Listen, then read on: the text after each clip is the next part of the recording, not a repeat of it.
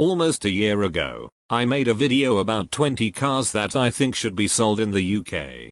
Eventually, I found there were some cars that I don't think we want, so today, I'm gonna try again. I'm gonna tell you all the 20 cars that we don't get in the UK that I wish we got. So let's get started. Number 20, the Nissan Pathfinder. This is a mid-size crossover SUV from Nissan with an available third row. We used to get the Pathfinder in the UK, but it left our market in 2014. This comes with either front-wheel drive or all-wheel drive, but if it came to Europe, we should only get the all-wheel drive variant. This is sold in areas like North America, the Middle East, Russia and Australia. The Pathfinder has a 3.5-litre naturally aspirated V6 with 285 horsepower, mated to a 9-speed automatic instead of that horrible Xtronic CVT. This is more modernized than the old Pathfinder inside. Recently, Nissan has reviewed a Rock Creek version of it, with knobby tires and a lifted suspension, and 295 horsepower. The transmission and engine size are still the same as the regular Pathfinder. The Rock Creek should be good for off-roading. Number 19, the Genesis G90. This is a Korean full-size luxury sedan. It's basically Genesis's answer to the BMW 7 Series or Mercedes S-Class. I really like the look of the G90. The G90 has a 3.5-litre twin-turbo V6 with 375 horsepower and 391 pound-feet of torque, which is 530 Nm, mated to an 8-speed automatic transmission. All-wheel drive is standard on the long-wheelbase variant. This could be a budget S-Class, seeing that the G90 costs less than the S-Class in the United States. The new G90 doesn't have a 5-litre V8 like the outgoing model, but I don't care. Number 18, the GAC Power. You may not have heard of this car before, but this is a compact sedan from the Chinese car manufacturer GAC. This has a 1.5-litre turbocharged 4-cylinder engine with 177 horsepower, mated to a 7-speed dual-clutch automatic. 0 to 62 takes a little under 7 seconds, which is quite quick for a car that costs £12,000 in China, but I'd expect it to cost more if it came to the UK. The fuel economy is also not bad for a car like this, 48 miles to the gallon. So, this is not a bad value for money. Number 17, the Toyota Land Cruiser 300 series. The Land Cruiser has been a dependable SUV and has retained its off-road capabilities. This is the latest version. Shown on screen is the GR Sport, which in my opinion is the best looking trim. The Land Cruiser 300 has a choice of a 4-litre naturally aspirated V6 with 270 horsepower, mated to a 6-speed automatic, or 3.3-litre twin-turbo diesel with 304 horsepower and 516 pound-feet of torque, which is 700 Nm mated to a 10-speed automatic, and a 3.4-litre twin-turbo V6 with 409 horsepower and 479 pound-feet of torque, which is 650 Nm. The 3.4-litre version is mated to a 10-speed automatic. The 300 series has improved massively over the 200 series, because despite the 300 series having a twin-turbo V6 instead of the naturally aspirated V8 in the 200 series, the V6 has more power, more torque, and the overall car is lighter, so the fuel economy is better. However, in Europe, we'd get the Land Cruiser Prado, which is slightly smaller than the normal Land Cruiser. Number 16, the Ford Bronco Sport. This is a compact crossover SUV, but this is no ordinary compact crossover SUV. This has off-road capabilities. Keep in mind that the Bronco Sport is completely different from the regular Bronco. The Bronco Sports are all produced in Mexico. They don't have a frame. They don't have manual transmission option. They are built on the same platform as the Mark III Cougar and Mark IV Focus, and the base engine is only a little bitty 3-cylinder turbo. But this costs less than the Bronco. The Bronco Sports are offered with a 1.5-litre turbocharged 3-cylinder with 181 horsepower, or a 2-litre turbocharged 4-cylinder with 245 horsepower, both mated to an 8-speed automatic transmission. Unlike the Cougar, the Bronco Sport is only offered with all-wheel drive. If the Bronco Sport comes to Europe, I expect it to also come with a 6-speed manual as well as the 8-speed. I think the Bronco Sport makes perfect sense for Europe, and these would be great off-roaders for around £30,000 if they were sold here. Number 15, the new Ford Mondeo. The Mondeo has been a capable family vehicle, and this is the latest version. Recently, the Ford Mondeo was cancelled for Europe due to the rising demand towards SUVs and crossovers. However, they are still selling it in China and the Middle East. In the Middle East it'll be called the Taurus. The new Mondeo has been modernized both inside and out. This has a 2-liter 4-cylinder turbo with 238 horsepower, mated to an 8-speed automatic transmission, and can do 0 to 62 in 6.5 seconds, and the top speed is 140 miles an hour. A wagon variant would also be nice, but Ford doesn't do that anymore, at least for the Mondeo. Number 14, the Acura MDX. This is a mid-size executive SUV made by Honda's luxury brand Acura. This is a rival to the BMW X5, but the Acura should be better in terms of long-term reliability. The MDX has 2 engine options, or 3.5-liter naturally aspirated V6 with 290 horsepower, or a Type S that has a 3-liter twin-turbo V6 with 355 horsepower and 354 pound-feet of torque, which is 480 Newton meters. Both are mated to a 10-speed automatic. The advantage of the MDX over the X5 is that the MDX has 3-row seating as standard. In the X5, it's only available in certain engine options. Number 13, the petrol versions of the Audi S4, S5 and SQ5. I know we used to get those in Europe and the UK, but now we get the 3-liter turbocharged diesel with 340 horsepower and 516 pound-feet of torque, which is 700 Newton meters, mated to an 8-speed automatic transmission. The petrol versions have a 3-liter turbo V6 with 349 horsepower and 369 pound-feet of torque, which is 500 Newton meters, also mated to an 8-speed automatic. I guess the reason for the petrols being replaced with the diesels is because of the European Commission's absurd emission regulations, but we'll talk about that later. Number 12, the petrol versions of the Audi S6 and S7. For the new generation, we have the 3-liter turbo V6 diesel with 340 horsepower and 516 pound-feet of torque, which is 700 Newton meters, mated to an 8-speed automatic transmission.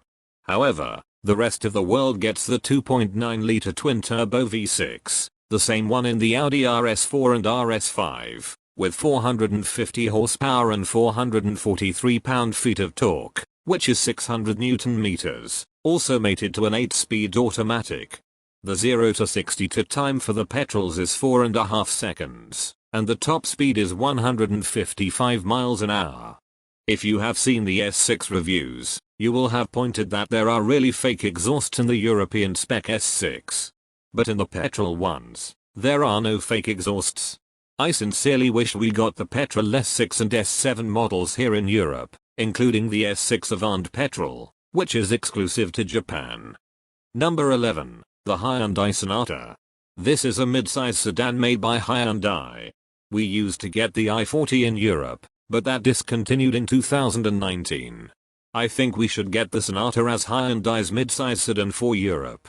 There are a shitload of engines to choose from, including some petrol and hybrid options.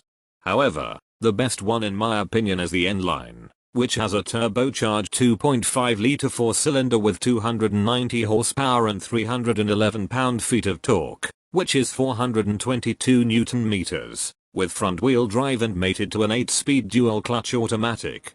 The 0 to 62 time in the 2.5 turbo is somewhere in the 5-second range, and the top speed is 155 miles an hour. The Sonata would be a nice rival to the Škoda Superb.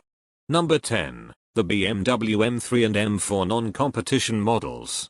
In the UK, we get the competition models with a 3-liter straight-six twin-turbo with 503 horsepower and 479 pound-feet of torque, which is 650 Newton meters, mated to an 8-speed automatic transmission.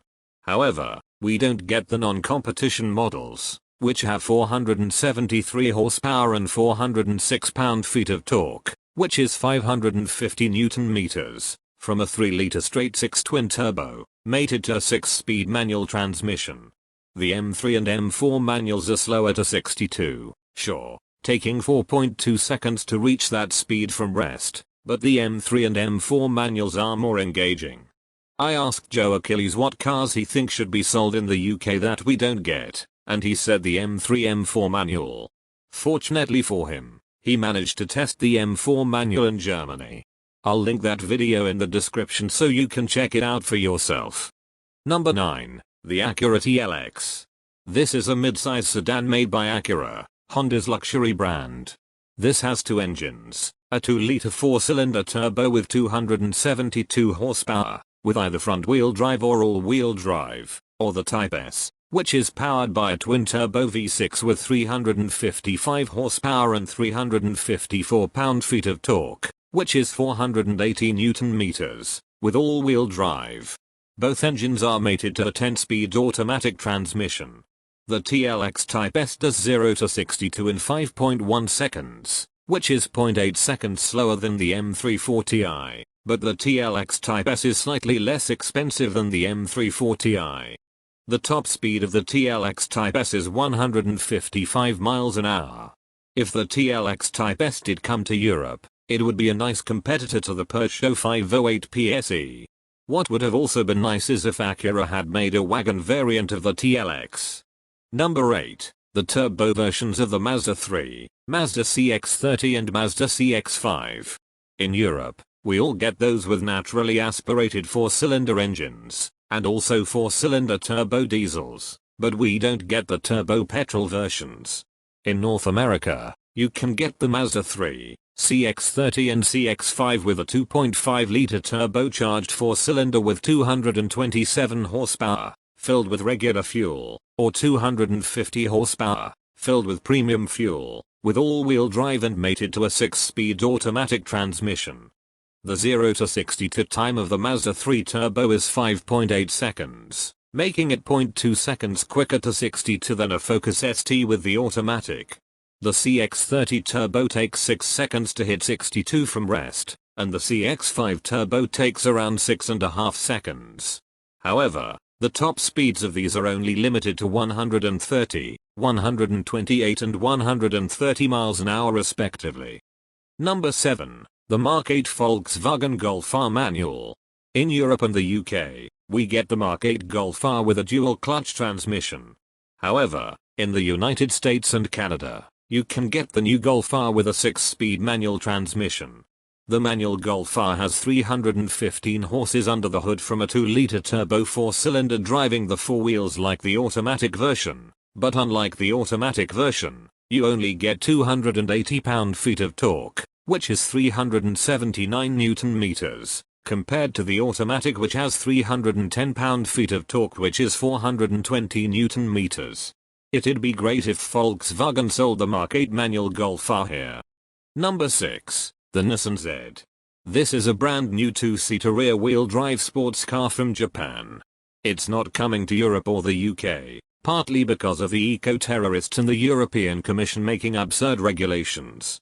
This has a 3-liter twin-turbo V6 with 400 horsepower and 350 pound-feet of torque, which is 474 Newton meters, mated to either a 6-speed manual or a 9-speed automatic transmission.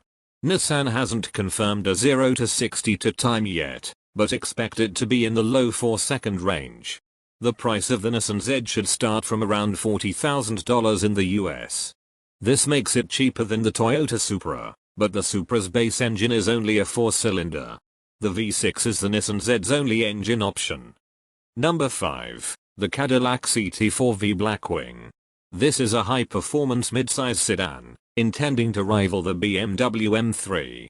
The CT4V Blackwing has a twin-turbo 3.6-liter V6 with 472 horsepower and 445 pound-feet of torque, which is 603 Newton meters, mated to either a 6-speed manual or a 10-speed automatic transmission, with rear-wheel drive.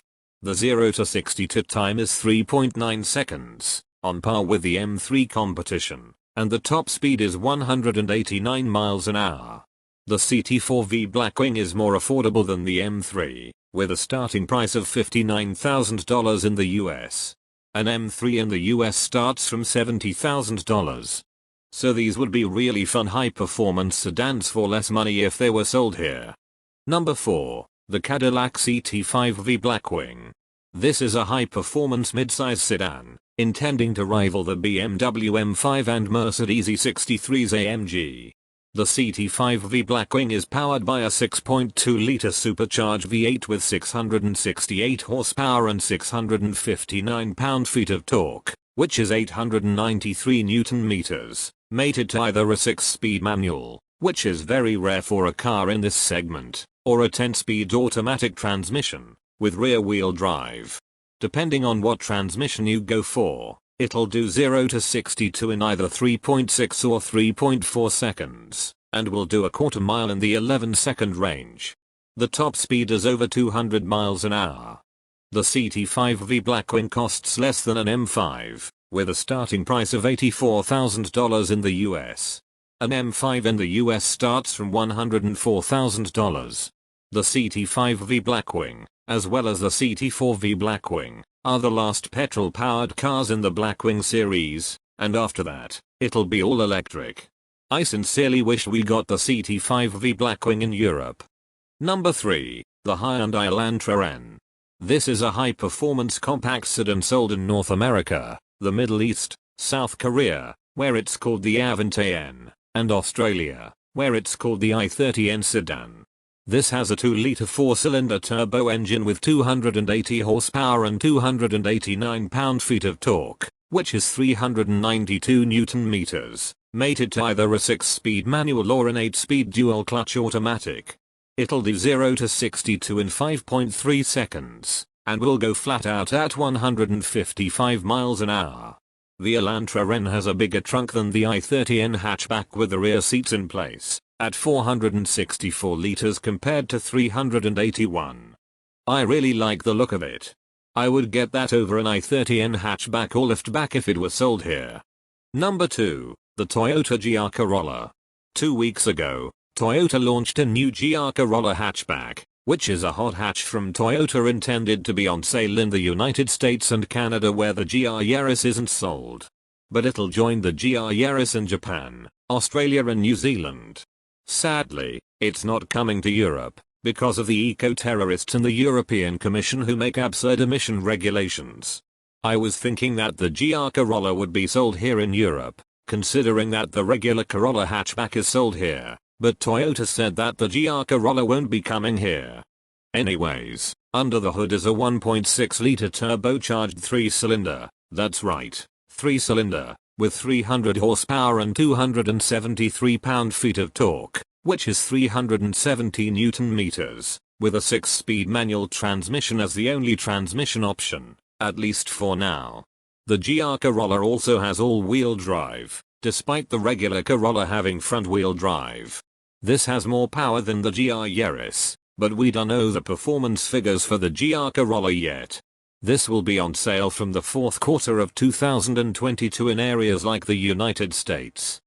And finally, number 1, the Ford Bronco. The new Bronco was revived after the outgoing Bronco which was discontinued after 1996. This Ranger-based SUV is sold in North America and the Middle East, but we don't officially get it in Europe. This is a rival to the Jeep Wrangler and the Land Rover Defender. There are 3 engine choices, a 2.3-liter turbo 4-cylinder taken from the North American spec Ranger with 270 horsepower, either mated to a 7-speed manual or a 10-speed automatic transmission, a 2.7-liter twin-turbo V6 with 310 horsepower, only mated to a 10-speed automatic transmission, or the Ranger Raptor, which has a 400 horsepower 3-liter twin-turbo V6, mated to a 10-speed automatic transmission only. If we had this in Europe, we should also get a diesel taken from the European spec Ranger. This is such a good off-roader, and the cool thing about the Bronco is that you can remove the roof, and the doors as well. And those were all of the cars that we don't get in the UK that I wish we got. I know they're not gonna be sold here in the UK anytime soon, but I just did this video, because why not? Which ones from the list do you wish we got? Are there any ones that I didn't include? Please tell me in the comments. Any clarifications and questions and answers will be in the pinned comment of this video. That's all I have to say. I hope you enjoyed the video. Please subscribe for future content, and I will see you later.